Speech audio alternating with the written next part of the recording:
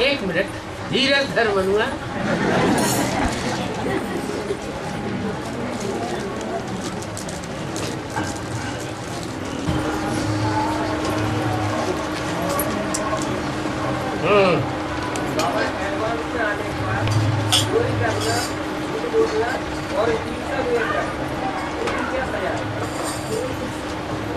सौगुनी सजा है। 63 जनों में जितनी सजा थी उसके मुकाबले ब्राह्मण बनने के बाद 100 गुनी सजा बढ़ जाती है और उसका प्रत्यक्ष रिजल्ट आता है, अवस्था नीचे गिर जाती है।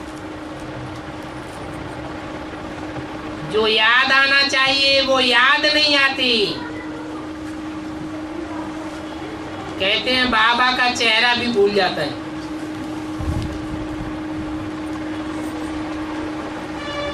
नहीं तो जो चीज आंखों से देखी जाती है निश्चयात्मक बुद्धि से, वो याद जरूर आती है। सर्विस के बदले न चाहते हुए भी डिस सर्विस हो जाती है।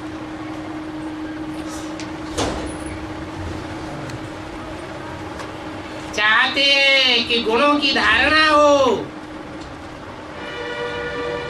लेकिन माया अवगुणों को प्रत्यक्ष कर देती है, कराए देती है।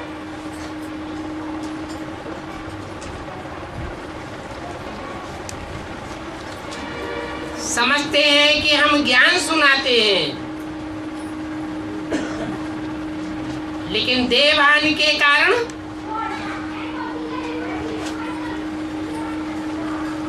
ज्ञान अर्थात सत्य को समझाने के बदले, सत्य बाप का परिचय देने के बदले असत्य को प्रत्यक्ष करने लग पड़ते हैं। अपने से योग जुटाई लेते हैं। सारी कार्रवाई उल्टी हो जाती है।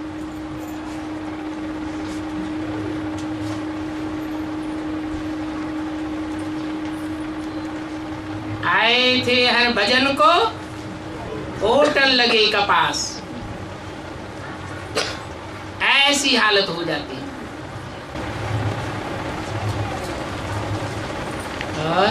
बाबा, आपने कहा दिन प्रतिदिन नई नई बातों का सुनाना कम होता जाएगा है? और दिन प्रतिदिन नई नई बातों का सुनाना कम होता जाएगा, और एक मुरली में कहा दिन प्रतिदिन ये नॉलेज बहुत बढ़ता जाएगा। तो क्या हुआ? देखिए, प्रतिदिन नई नई बातों का सुनाना कम तब होता जाएगा जब भगवान बाप संसार में प्रत्यक्ष हो जाएगा और जो ब्राह्मण आत्माएं हैं वो विस्तार में जाने की बजाय काहे में टिकना शुरू करेंगी, सार बिंदु रूप में टिकना शुरू कर देंगी। उस समय के लिए बोला है। बाकी वर्तमान समय आदि से ही अब तक ज्ञान का विस्तार होता आया है। जैसे कि कोई वृक्ष बीजारोपण होने के बाद जब तक उसमें दोबारा फल प्रत्यक्ष हो, बीज प्रत्यक्ष हो और वो बीज सारे वृक्ष से अपने को डिटैच करता हुआ प्रत्यक्ष हो जाए, तब तक ज्ञान का विस्तार होता रहता है। और वो विस्तार चोटी के ब्राह्मणों के लिए महसूस होता है, दुनिया वालों को महसूस नहीं होता है। और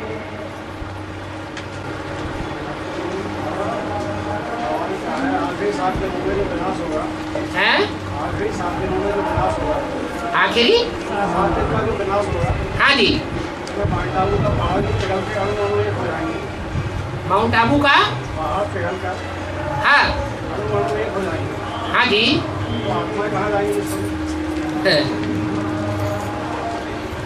जो भी परम धाम जाने वाले हैं नंबरवार, उनमें सिर्फ 9 लाख आत्माएं ऐसी हैं जो जमुना के कंठे पर नई दुनिया स्थापन होगी, वहां ट्रांसफर होगी।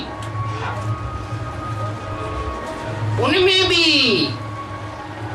4.5 लाख होंगी जन्म देने वाली साकार में, और विनाश होने से पहले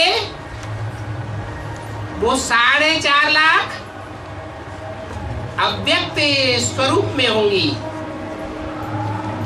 इन आंखों से देखने में भी नहीं आवेंगी। तो 4.5 लाख तो जमुना के कंठे पर ट्रांसफर हो जाएंगे। वो पहले ही ट्रांसफर होंगे या विनाश होने के बाद ट्रांसफर होंगे?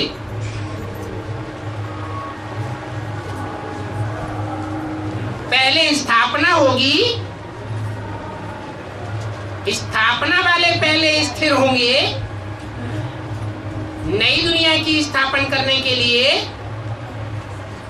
या जिनका विनाश होना है, परम धाम में पड़े रहना है, उनका काम पहले होगा। इतनी बात तो समझ में आती है ना? हाँ जी, 36 के बाद है 36 के बाद 336 के बाद 2036 के बाद। हाँ, सृष्टि खत्म हो जाएगी। सृष्टि खत्म नहीं होती है, सृजन का कार्य खत्म नहीं होता है। परमधाम आखिरी आत्मा जावेगी और पहली आत्मा आवेगी। ये चक्र लगातार चलता रहता है, सृष्टि चक्र रुकता नहीं है, खत्म नहीं होता है। वो आत्माएं पहाड़ पर बैठी फिरा गया पूरा पहाड़, उसके बाद स्थूल में कहाँ जाएंगे? अरे स्थूल में उस समय उन आत्माओं की बात है जो आत्माएं सजा खा करके परमधाम में बैठेंगी, अंत तक वो आत्माएं वहां बुद्धि योग से ही रहेंगी। स्थूल शरीर से तो उन आत्माओं को वहां पहुंचना भी नहीं है, और जिन आत्माओं को स्थापना का कार्य करना है वो तो 7 दिन का आखिरी विनाश होने से पहले ही पहुंच जावेंगी, जहां बर्फ में उनको आच्छादित होकर रहना है। सारी दुनिया में बर्फ बर्फा हो जाएगी।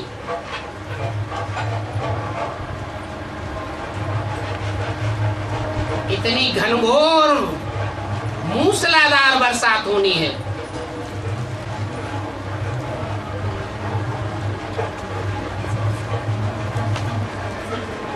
और बाबा, मधुबन तो मधुसूदन का है, लेकिन जो आत्मा मधुबन को मधुसूदन नहीं कहे, नहीं, कोई भी आत्मा निमित्त बनेगी मधुबन खुलवाने के लिए, है? कोई भी आत्मा मधुबन खुलवाने के लिए निमित्त बनेगी, तो कन्या का जो कन्या समझ में पाते हैं उनका भाग ज्यादा बनेगा, जो मधुबन खुलवाएंगे उनका भाग ज्यादा बनेगा।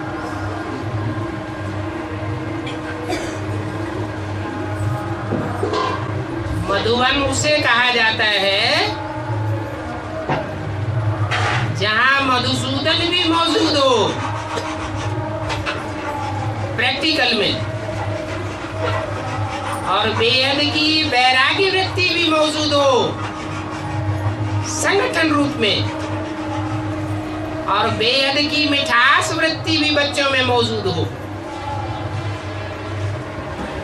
उसको मधुबन कहा जाता है। ये शहद की मक्खियों का जैसे संगठन है। शहद की मक्खियां दो प्रकार की होती हैं, एक छोटी मक्खी और एक बड़ी मक्खी जिसे डिंगारा कहते हैं। छोटी मक्खी उसका शहद आंखों की ज्योति को बढ़ाता है, उसमें प्योरिटी ज्यादा होती है।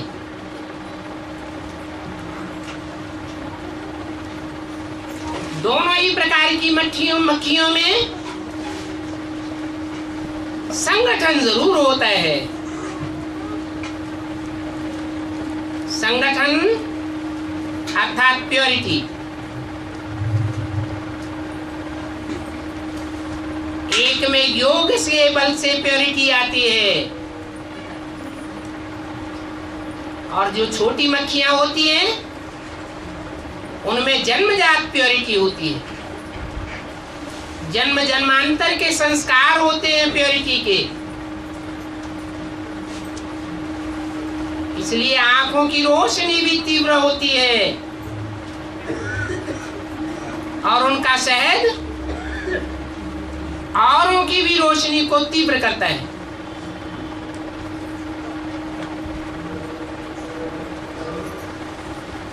तो मधुबन स्थूल मकान को नहीं कहा जाता। हाँ, मकान और मकान देने वाला निमित्त बन सकता है। उस निमित्त स्थान में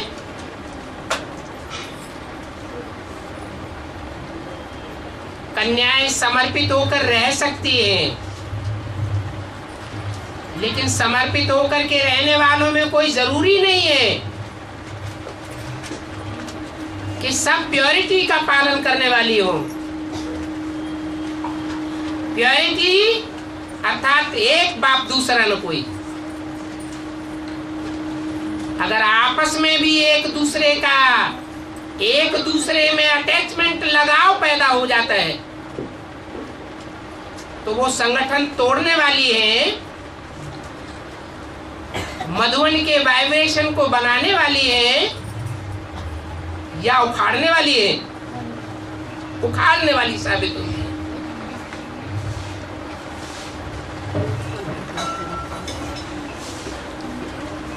मकान देने वाला कोई जरूरी नहीं है कि समर्पित जीवन व्यतीत करने वाला ही हो।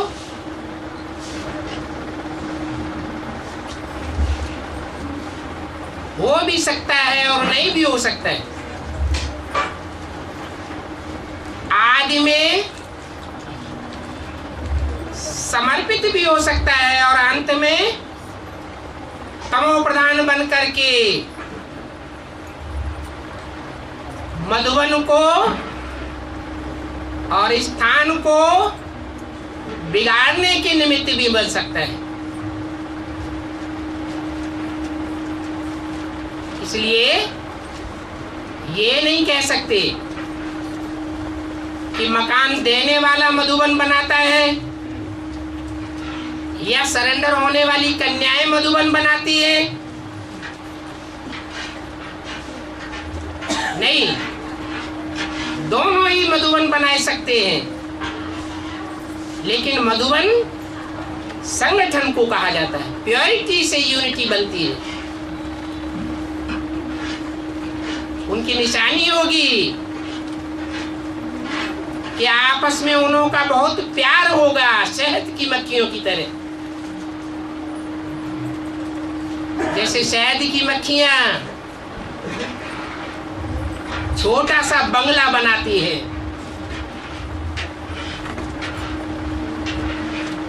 उनका दिल बड़ा होता है,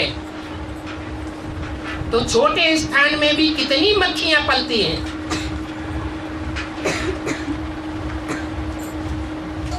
3 पैर पृथ्वी उनके लिए काफी है। कोई प्रकार का झगड़ने की बात नहीं है। झगड़ती है तो इससे साबित है कि वो मधुवनवासी नहीं है। बाहर की दुनिया में उनकी बुद्धि भटक रही है।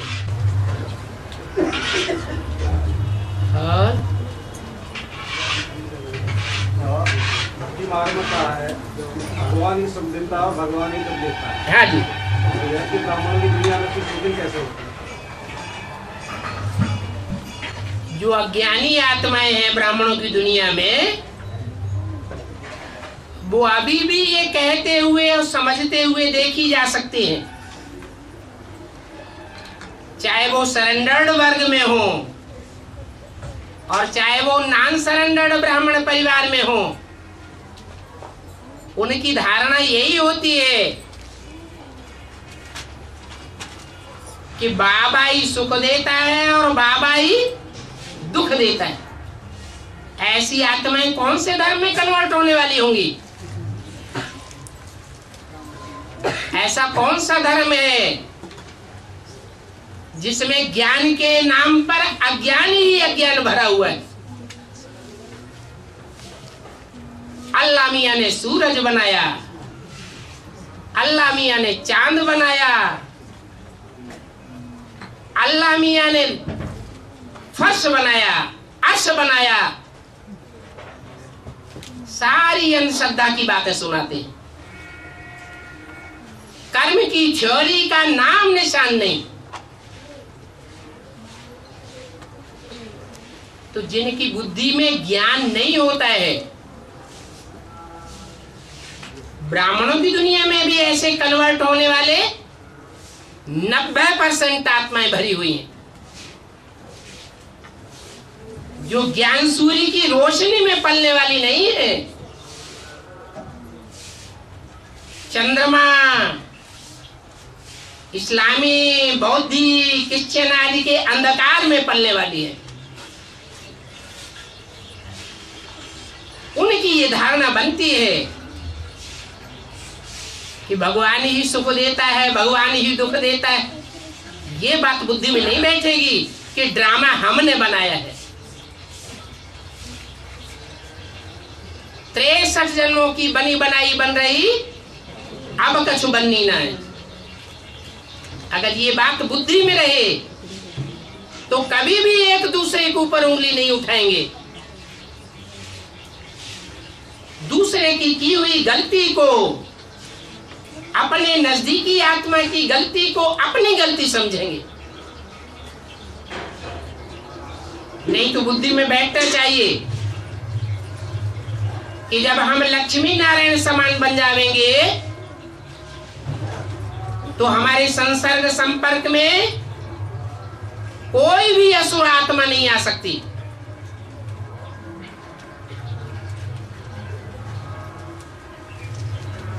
आसुरी दुनिया अलग हो जाएगी और देवता सुब्राह्मण वर्ग की आत्माओं की दुनिया ही अलग हो जाएगी। दूध दूध में मिलकर रहता है, कीचड़ कीचड़ में मिलता रहता है, पानी पानी में जाकर मिलता है। अज्ञानियों की भाषा ही अलग होती है।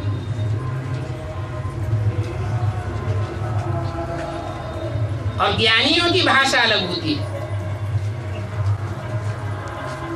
और बाबा, गांधी जी का चित्र नोटों पे क्यों दिखाते हैं? गांधी जी का चित्र नोटों पे क्यों दिखाते? वोटों पे, नोटों पे, पैसों पे।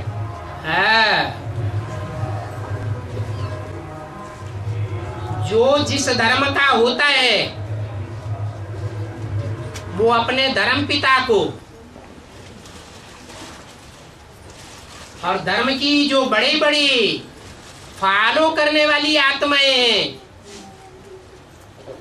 उनको विशेष मान्यता देता है। ऐसे ही कौरव गवर्नमेंट भी है, जो कौओं की तरह शोरगुल बहुत करती है। दुनिया की लास्ट तमो प्रधान गवर्नमेंट है। वो गवर्नमेंट और उसके फॉलोअर्स, उनकी मान्यता ये होती है कि हमको स्वतंत्रता देने वाले हमारे देश के निर्णायक, हमारे राष्ट्रपिता हैं। उनका फोटो छपाते रहते हैं। वास्तव में हर धर्म में ऐसे ही होता चला आया है।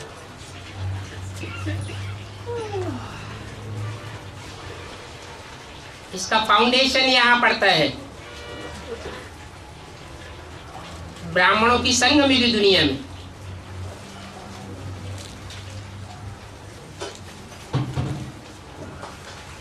अभी पढ़ रहा है। पहले गांधी जी का चित्र छपाते थे, आगे चल के ऐसा भी होगा कि गांधी जी के फॉलोअर्स में जो बड़े बड़े हैं उनके भी फोटो छापने लग पड़ेंगे।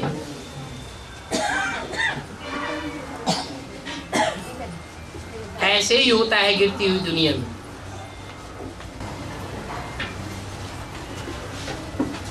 और बाबा जो भारत भर में कथा जो दिखाई है भगवान की, जोर से बोलो। हाँ सत्यनारायण की कथा दिखाई है। हाँ जी। और शादी जब होती है तो माता पूजन को दिखाते हैं, इसका क्या अर्थ है? सत्यनारायण की कथा होती है, फिर शादी होती है, तो सबसे पहले माता पूजन होती है। माता पूजन? हाँ, माता पूजने जाते हैं। और सत्यनारायण कहाँ रह गए? बात तो सत्यनारायण से शुरू की है। हाँ, तो पहले तो कथा बताइए सारे भारत में। हाँ, कथा होती है, फिर शादी के बाद, शादी के पहले माता पूजन को बताइए। तो संगमयुगी ब्राह्मणों की दुनिया में भी जब लक्ष्मी नारायण की शादी होती है या शंकर पार्वती की शादी होती है, संपन्न स्टेज आती है, उससे पहले जय माता दी होती है या नहीं होती है? होती है। इसलिए भक्ति मार्ग की दुनिया में भी जय माता दी होती है। और बाबा साईं बाबा के और समीर पत बाबा, है? कौन सा बाबा हो? साईं बाबा की क्या? साईं बाबा और समीर पत बाबा। क्या बोल रहे हैं? साईं बाबा और वो समर्पित बाबा, कौन सा बाबा है? समर्पित माएगा। साईं बाबा और समर्पित बाबा? हाँ, कौन सा बाबा है? ये समर्पित बाबा कौन सुना है कोई? समीर पत बाबा। अरे किसी ने तुम्हारी बात समझी हो तो हमको बताए। साईं बाबा। हाँ, साईं बाबा तो समझा। हाँ, और उनके साथ में एक और बाबा बताएंगे, और समीर पत बाबा। कौन सा बाबा बताइए? समर्थ बाबा बताए हैं बाबा। है? एक सीरियल आता है जिसमें साईं बाबा करके एक बाबा रहते हैं और एक और स्वामी समर्थ करके रहते हैं। तो वो ये पूछ रहे हैं कि जो स्वामी समर्थ है वो कौन से बाबा हैं? समर्थ गुरु रामदास को कहा जाता है और साईं बाबा को साईं बाबा कहा जाता है। साईं बाबा में भी दो प्रकार के साईं बाबा प्रसिद्ध हैं, दाढ़ी मूंछ वाले साईं बाबा और एक बड़े बड़े बालों वाले बाबा। तो जो समर्थ गुरु रामदास कहे जाते हैं वो तो संगम युग में राम वाली आत्मा की यादगार है। वास्तव में उनको भी समर्थ नहीं कहेंगे। उन्होंने आकर के कोई नई दुनिया नहीं बना दी। उनके आने के बाद भी दुनिया कैसी बनती रही, नई बनी और ही पुरानी होती गई, और ही पुरानी होती गई। तो भक्ति मार्ग में जितने भी बाबाएं हुए हैं वो वर्तमान संगम युग की यादगार मात्र हैं।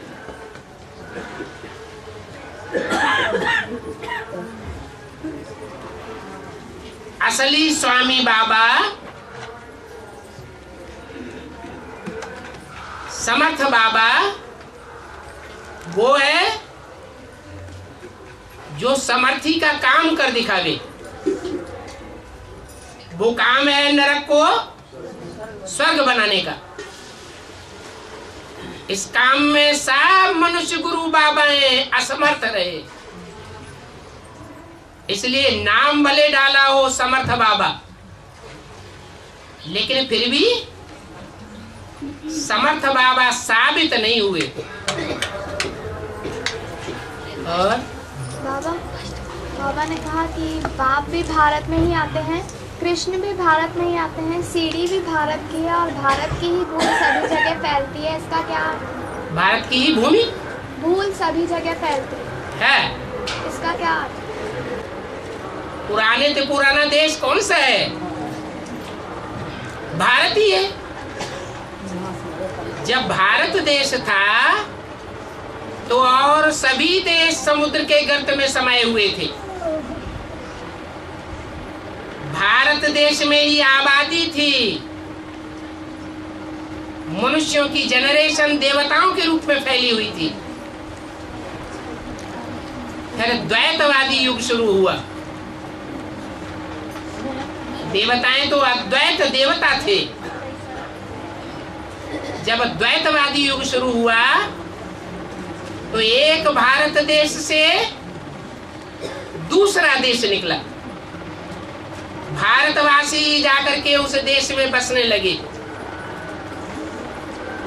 फिर दूसरे से तीसरा, तीसरे से चौथा, ऐसे अनेक देश समुद्र के गर्त से बाहर आते गए और भारत की देवी देवताओं की आत्माएं जन्म मरण के चक्र में आती हुई विदेशों में फैलने लगी।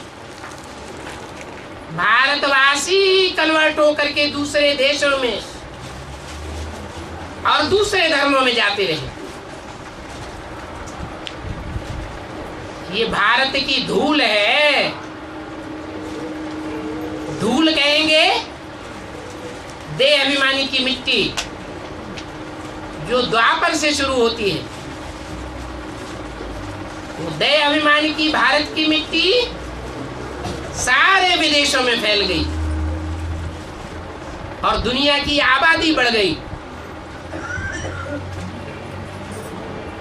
अभी फिर उल्टा होने वाला है। जो देश पहले नहीं थे वो अब भी नहीं रहेंगे।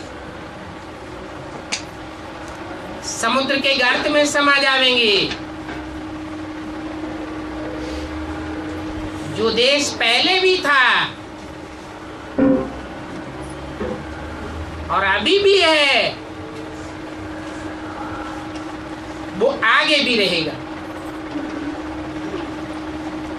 ये अविनाशी देश भारत है। इसका कभी भी नाश नहीं होता, क्योंकि यहाँ पवित्रता को बहुत मान दिया जाता है। दूसरे देशों में पवित्रता का खंडन किया जाता है। पवित्रता को मान मर्तबा नहीं दिया जाता।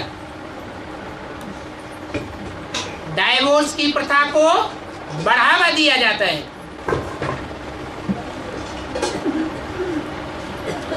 और कृष्ण के माँ बाप का नाम बताती है, राम के माँ बाप का नाम बताती है, लेकिन राधा कृष्ण के माँ बाप का नाम कृष्ण के माँ बाप का नाम नहीं बताते।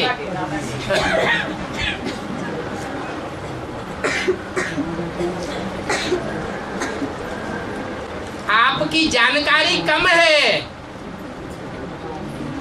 भक्ति मार्ग में कहते हैं ब्रखभानु किशोरी।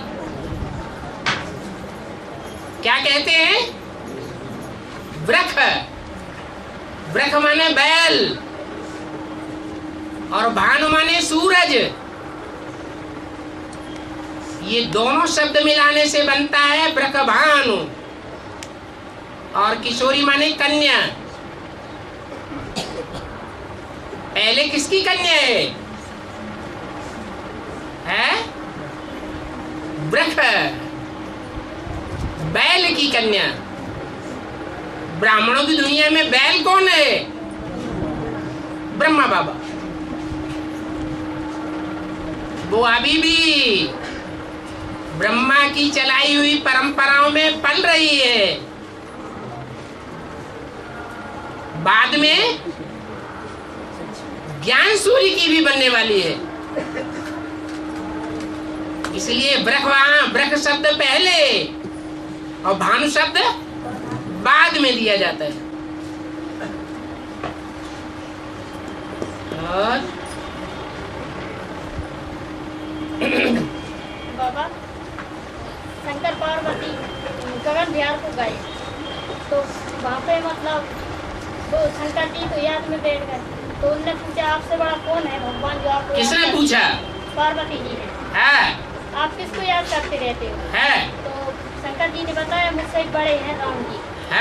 तो पार्वती जी मतलब शंकर जी तो याद में बैठ गए। तो पार्वती जी राम जी की परीक्षा लेने गई तो राम जी ने मतलब वहाँ पे पैर छूट गए। पैर छूट गए पार्वती जी के। सीता का रूप धारण करके गई थी ना, तो वहाँ पे पैर छूट गए थे पार्वती जी के। पैर छूट गए क्या आप तो मेरी माता हो, सीता नहीं हो। और उधर फिर नाम शंकर जी ने कर दिया। अब आप पूछना क्या चाहते हैं सो पूछो। मतलब कथा कहानियां बाद में बताओ। आप मूल बात क्या पूछना चाहते हैं? बात ये है इधर तो उन्होंने फिर नाम दिया। शंकर जी ने पैर, उधर से शंकर जी ने पैर मतलब हाथ जोड़ लिए और इधर से राम जी ने पैर छू लिए। इसका अर्थ क्या है? इसका अर्थ ये है कि रम्यते योगिनो यस्मिन इति राम कहा जाता है। योगी लोग जिसमें बुद्धि से मन से रमण करते हैं वो राम कहा जाता है। मन बुद्धि से जिसको याद करते हैं वो साकारी स्टेज वाला होता है या निराकार होता है? याद निराकार को किया जाता है और पूजा साकार की जाती है। तो योगी जिन्हें कहा जाता है वो योगी लोग किसमें मन बुद्धि से रमण करते हैं? साकार में या निराकार में?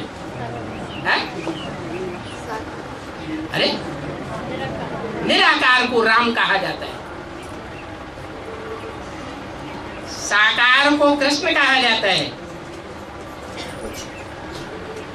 तो राम वाली आत्मा ही जब निराकारी स्टेज में टिकी हुई होती है और सदाकाल के लिए संगम युग में निराकारी स्टेज धारण कर लेती है तब वो शिव शंकर एक कहा जाता है। वो शंकर किसको याद करता है? कोई साकार को याद करता है या अपने ही निराकार रूप को याद करता है? किसको याद करता है? निराकार को याद करता है। और जो साकार राम कहा जाता है त्रेता युग में फेलियर, फेलियर अर्थात देह अभिमान वाला या देही अभिमानी वाला है। फेलियर राम जिसे कहा जाता है वो देह अभिमानी होता है या आत्माभिमानी होता है? देह अभिमानी होता है। वो किसको याद करता है? हैं? अरे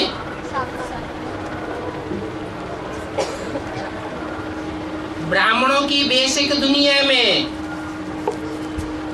जो फेल होने वाली यज्ञ के आदि वाली आत्मा है, जन्म लेकर के दोबारा ब्राह्मणों की दुनिया में आती है या नहीं आती है? हैं?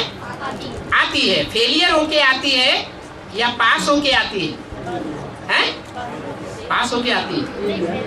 फेलियर होके आती है, माने देह अभिमानी सांडा बन करके आती है। वो किसको याद करती है? बिंदु को याद करती है या साकार में निराकार को याद करती है? है? पहले बेसिक में आती है कि पहले एडवांस में? पहले बेसिक ज्ञान में आती है या पहले एडवांस में आती है? बेसिक में आती है। तो निराकार ज्योति बिंदु को याद करती है या साकार को याद करती है? ज्योति बिंदु को याद करती है। तो वो ज्योति बिंदु ही शिव शंकर भोलेनाथ का अनादि रूप है। इसलिए शास्त्रों में लिख दिया है कि शंकर के बिना राम की पूजा बेकार है।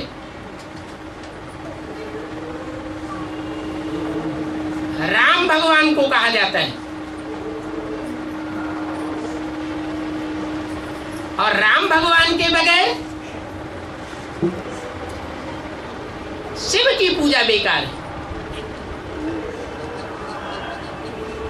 और एक भगत गुप्त मत सबे कहो कर जोर, शंकर भजन बिना नर भगत की पावे मोर। शंकर कहा ही तब जाता है जब उसमें निराकारी बीज रूप आत्मा सदा शिव प्रवेश करता है।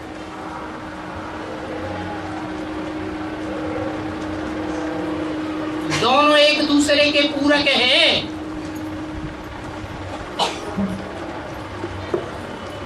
राम के बगैर शिव का कार्य नहीं चल सकता और शिव के बगैर हीरो पाटधारी का काम नहीं चल सकता। ये साकार निराकार दोनों का मेल चाहिए। और बाबा, झाड़ के चित्र में ब्रह्मा सरस्वती के अलावा और जो 8 आत्माएं बैठी हैं, झाड़ के चित्र में ब्रह्मा सरस्वती के पीछे 8 आत्माएं दिखाई हैं। उसमें 6 स्त्री चोले में है और 2 पुरुष चोले में है। इसका क्या कारण है? वो तो उस समय जो थे मौजूद मुखिया, उनके चित्र दिखाई दिए। वास्तव में स्त्री पुरुष की बात नहीं है, बात है आत्मिक स्टेज वालों की और देह की स्टेज वालों की। जिनकी अंत तक देह की स्टेज रहेगी वो नारायण बनने वाली आत्माएं हैं, जो सतयुग में नारायण बनेंगी। जड़ें साकार होती हैं, जड़ें निराकार नहीं होती। धरणी साकार होती है, धरणी निराकार नहीं होती। और उसमें जो बीज बोया जाता है वो निराकार होता है। बीज को बाप कहा जाता है। इसलिए यज्ञ के आदि आदि में जो आत्माएं आई थी वो निराकारी बीज रूप आत्माएं हैं। और उन बीजों में से जो जड़ें निकली, आधार मूर्त निकले, वो सतयुग में जाकर के नारायण बनते हैं, उत्तरोत्तर कम कलाओं वाले बनते हैं।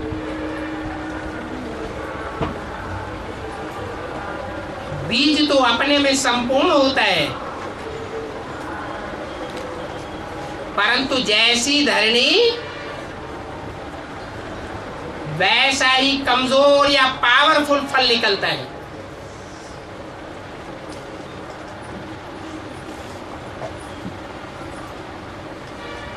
इसलिए बीज रूप आत्माएं सदाशिव बाप समान की स्टेज में टिकने वाली है। थोड़ी ही मेहनत से वो निराकारी स्टेज में टिक जाती है।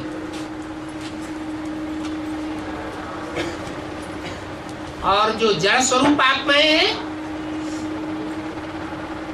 वो सदा काल के लिए संगम युग में निराकारी स्टेज नहीं प्राप्त कर सकती, इसलिए उनमें देह अभिमान की कमजोरी भरी रहती है।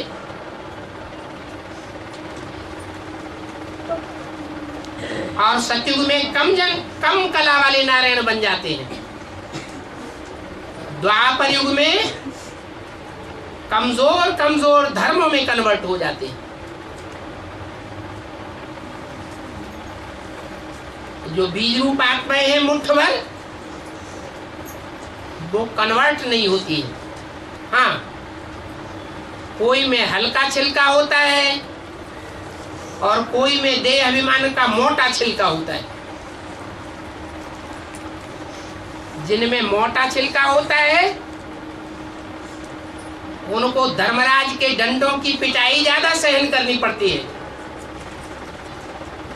संगम युग में ही उनका छिलका उतर जाता है।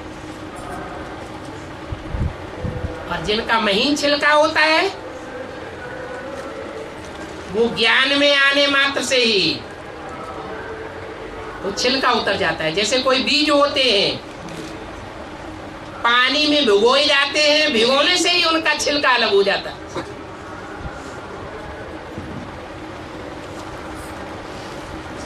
धूप में हवा में रखने की भी दरकार नहीं पड़ती। ऐसे ही ये 9 प्रकार के बीज हैं, अलग अलग धर्मों के बीज।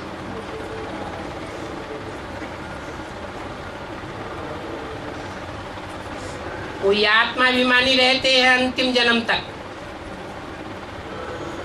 और कोई का देह अभिमान का छिलका इतना मजबूत होता है जो देह अभिमान छोड़ते ही नहीं।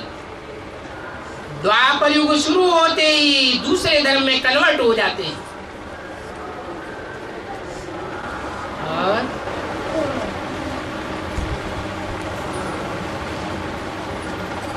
ये देवी देवता सनातन धर्म के लिए जो 44 साल की पढ़ाई बताई है, एक मुरली में आया है। कौन से 44 साल? 44 साल के एडवांस के क्षेत्र से पढ़ाई जो बताई है, इसमें सूक्ष्म आत्मा की पढ़ाई पढ़ पाई 44 साल के लिए।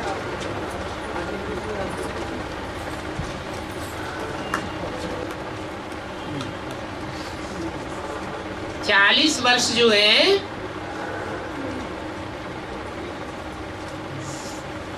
वो विशेष उन आत्माओं के लिए है जो कम से कम समय में पढ़ाई पढ़ करके संपन्न स्टेज प्राप्त कर लेती है। और उनकी संख्या है सिर्फ 8। बाकी बाद में नंबरवार है।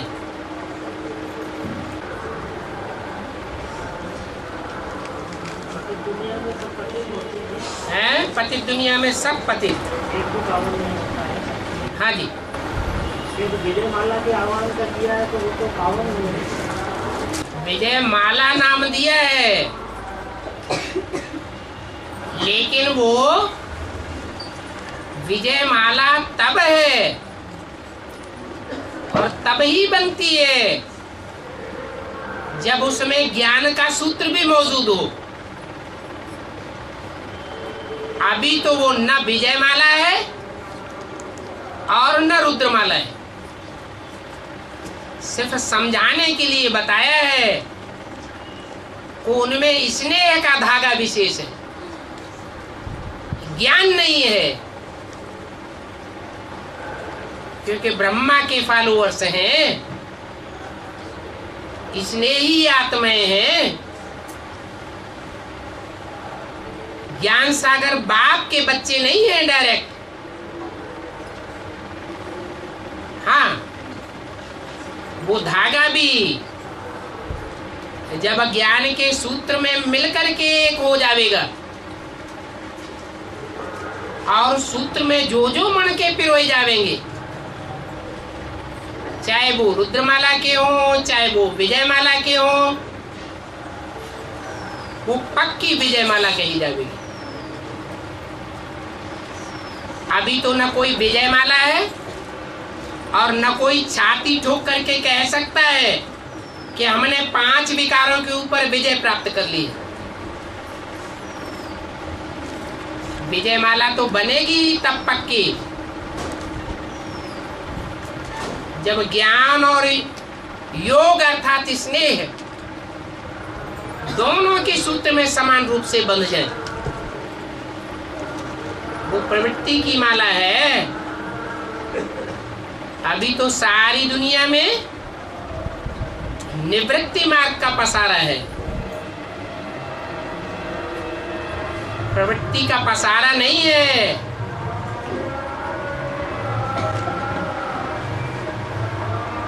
और जो त्रिमूर्ति का चित्र है उसमें विष्णु के हाथ में जो कमल दिखाया गया है उसका मुंह ऊपर है, और जो लक्ष्मी नारायण का चित्र है उसमें जो कमल है उसका मुंह नीचे ऐसा। त्रिमूर्ति के चित्र में विष्णु के हाथ में जो कमल दिखाया गया है उसका मुंह ऊपर है। कहाँ ऊपर है? नीचे है, और लक्ष्मी नारायण के चित्र में ऊपर है। लक्ष्मी नारायण के चित्र में क्या है ऊपर? कमल का मुंह। जो त्रिमूर्ति का चित्र है वो त्रिमूर्ति प्योर संगम युग की यादगार है, जिस संगम में कलयुग भी जुड़ा हुआ है और सतयुग भी जुड़ा हुआ है। कलयुग और सतयुग, तमो प्रधान और सतो प्रधान दोनों का मेल है। इसलिए कमल की नीची स्टेज दिखाई गई है। और लक्ष्मी नारायण ये टाइटल सतो प्रधान दुनिया का है या उसमें तमो प्रधानता भी मिक्स है? सतो प्रधान है। प्रकाश ही प्रकाश की दुनिया में दिखाया गया है, इसलिए वो ऊपर है। और हाँ जी, सारी रानियाँ रहती है, तो एक जन्म में तो उनकी बहुत सारी रानियाँ रहती है, तो जो रानियाँ रहती है अगले जन्म में मतलब उनका उससे क्या रहता है? जैसे एक राजा रहता है, तो राजा की 500 रानियाँ हैं, तो 500 रानियाँ अगले जन्म में उसकी कोई सेल्स होना बनाएगी। जैसे कहते हैं कि जो पति रहता है अगले जन्म में उसकी पत्नी बनेगी, तो अगले जन्म में क्या 500 रानियाँ रहती है वो सब। अरे उनमें सब पतिव्रता होती है क्या? जो पतिव्रता नारियां होती है उनके लिए बताया है कि उनके अंदर ये रग रहती है कि जन्म जन्मांतर हमको यही मिले पति के रूप में। कोई दूसरे व्यक्तित्व मात्र से उनका संसर्ग संपर्क संबंध नहीं जुड़ता, इसलिए वो अगले जन्म में उससे जाकर के मिलती है। बाकी सब तो ऐसी नहीं होती। सती होगी तो जरूर मिलेगी।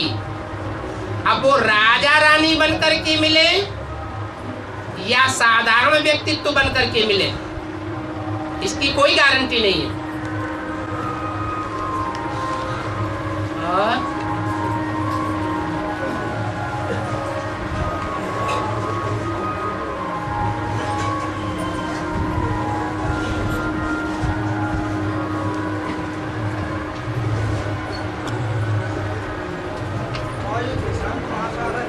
हाँ जी,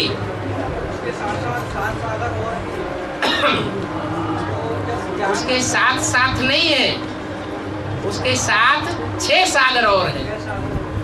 हाँ है, अलग अलग तरीके से ज्ञान दिया जाएगा। जैसे 7 सागर हैं ऐसे ही 7 नारायण भी हैं। क्या? हाँ जी, वो संपूर्ण सागर नहीं है। 7 सागर मिलकर के जब एक सागर बन जाते हैं तब वो ज्ञान सागर कहा जाता है।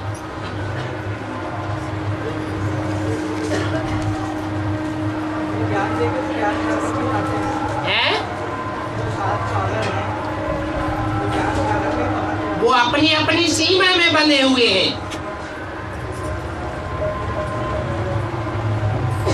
जो अधूरे सागर हैं,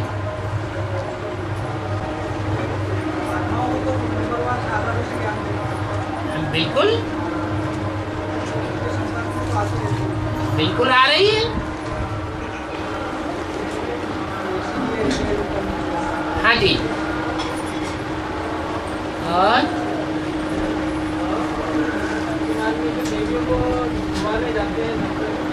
हाँ जी है।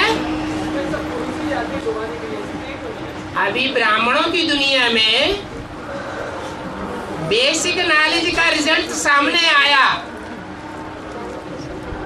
बेसिक नॉलेज में जिनको देवियां समझ बैठे भगत लोग, वो भक्त लोग जब ज्ञान में आ जाते हैं एडवांस में, तो उन देवियों को देवी समझते हैं या राक्षसी समझते हैं? हैं? क्या समझते हैं? राक्षसी समझते हैं। बुद्धि में बैठ जाता है ये पूजा करने योग्य देवियां नहीं बनी है, ये तो राक्षसियों का रूप है। इसलिए उनके मान मर्तबे को जो ज्ञान सागर प्रत्यक्ष होता है उसके ज्ञान जल में डुबोए देते हैं। और डुबोने वाले ज्यादातर पुरुष होते हैं या कन्याएं माताएं होती हैं? पुरुष ही होते हैं। और ऐसे ही एडवांस में भी होगा। है?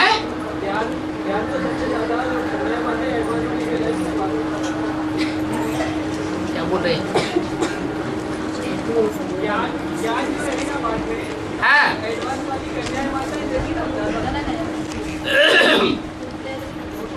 अंत में 8 में ही ज्ञान रहेगा। प्रैक्टिकल जीवन में यह सभी कन्याओं माताओं पुरुषों में ज्ञान रहेगा। है? 8 में ही रहेगा। बाकी हाँ, एडवांस में भी कन्याओं माताओं की संख्या ज्यादा होती है और पुरुषों की संख्या कम होती है। बल पुरुषों की संख्या कम हो, परंतु फिर भी वर्चस्व ज्यादा पुरुषों का रहता है या ज्यादा संख्या वाली कन्याओं माताओं का रहता है? पुरुषों का रहता है। और ये परंपरा अभी भी एडवांस में देखी जाती है। कोई पुरुष अपनी पत्नी को आत्मा आत्मा भाई भाई का दर्जा नहीं दे रहा है प्रैक्टिकल जीवन में। अगर देने वाला होगा तो पूरा ही स्वतंत्र छोड़ेगा, और जब कन्या माता अपने परिवार में अपने स्वतंत्र समझेगी तो वो ईश्वर का साथ देगी तन मन धन से, या परिवार में बंद करके रहेगी? ईश्वर का साथ देगी। लेकिन ऐसा नहीं है। माताएं देखा जाता है समर्पित जीवन में कम निकल रही है, क्योंकि पुरुषों के बंधन में है।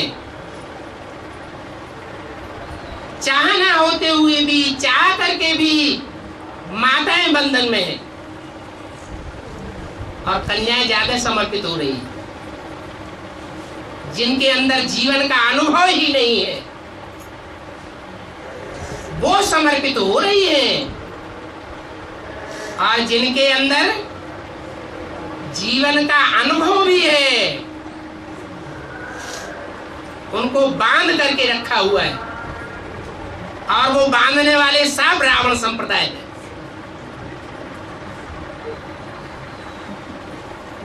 मुख से कहते हैं आत्मा आत्मा भाई भाई,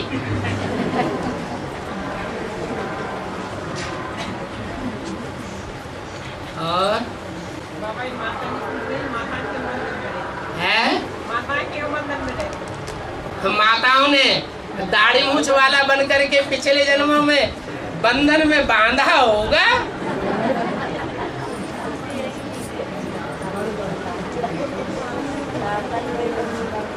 अब जिस जन्म में बांधा था उस जन्म में तो ज्ञान नहीं था, इसलिए ज्यादा दोष नहीं लगता है। और अभी वर्तमान जन्म में तो ज्ञान है, और ज्ञान होने के कारण बांधा बूंदी नहीं करनी चाहिए। बांधा बूंदी करते हैं, इसका मतलब रावण संप्रदाय है।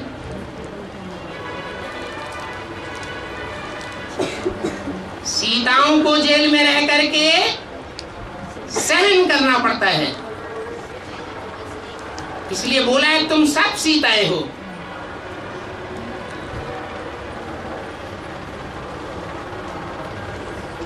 पुरुष सब है दुर्योधन दुशासन,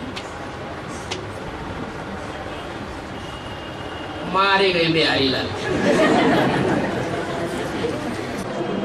बाबा, अनुसुईया देवी रहती हैं तो वो तीनों देवताओं ब्रह्मा विष्णु और शंकर को बालक बनाकर गोद में देती हैं, तो क्या वो मतलब ये जो तीनों देवियां हैं उनसे भी ज्यादा पावरफुल है? क्या नाम दिया? अनुसुईया देवी। अन्नपूर्णा बोला भी। अनुसुईया,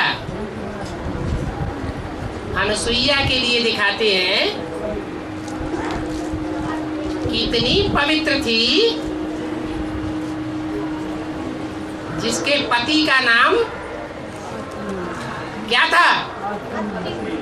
अत्रि। त्रि माने तीन, ब्रह्मा विष्णु शंकर।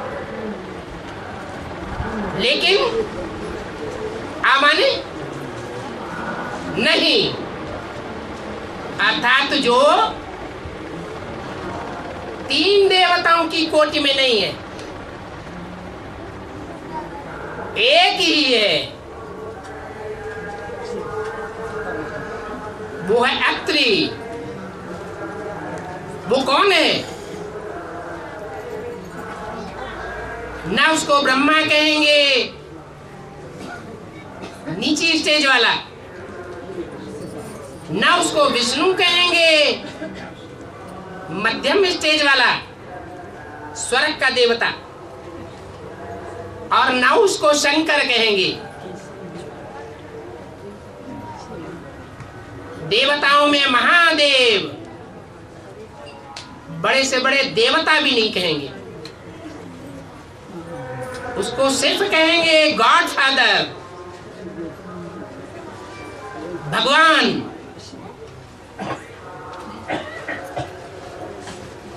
न वो देवताओं की लिस्ट में कहा जाता,